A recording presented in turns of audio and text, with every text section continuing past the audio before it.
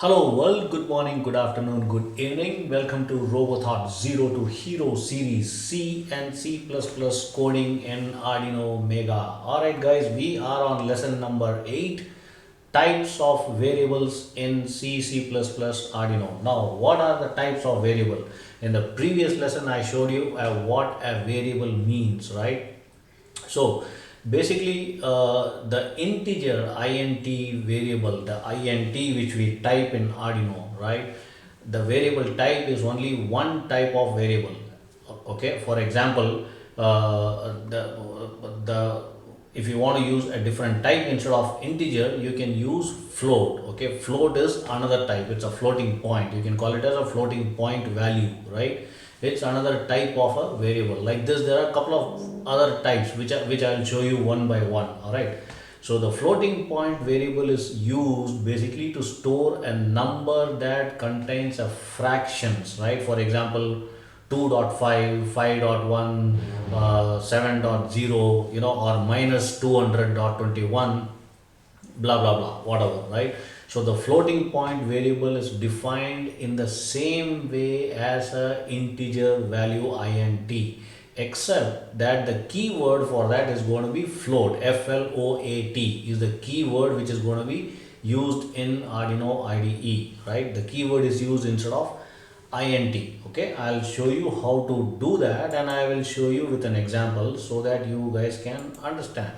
So let me open up my IDE, and there you go, I am on the IDE. So let's do some basic coding to show you guys how the float works.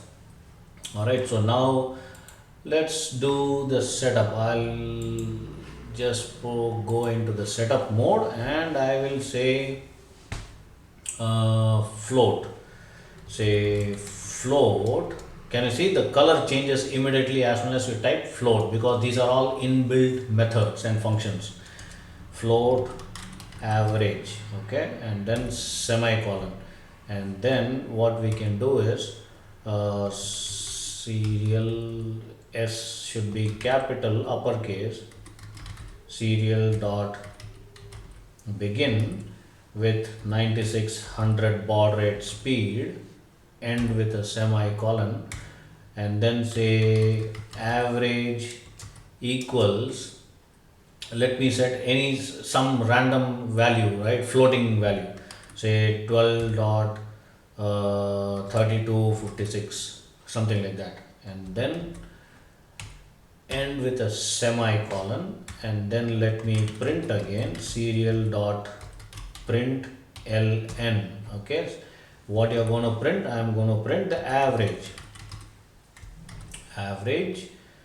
semicolon, and then again serial dot print, and then what I'm going to print, print line, okay, and then print average of say 4, okay, average of 4. Now let's end this. Now let me compile this program, and let's see what happens.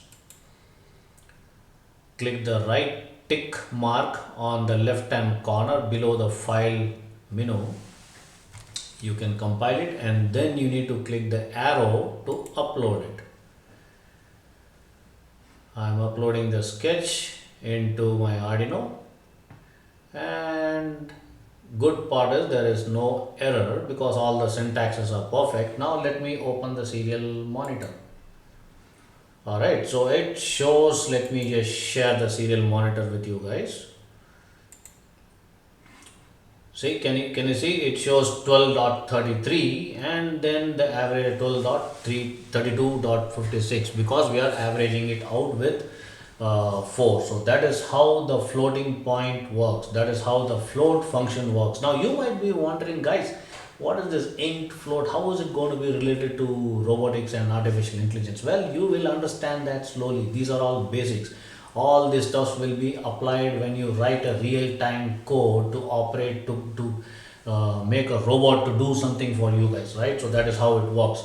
So I'm going to show one by one, do not worry. Alright guys, that's it for this particular lesson, and I'm going to be back soon in the next video. Do give me a thumbs up and a like. Bye bye.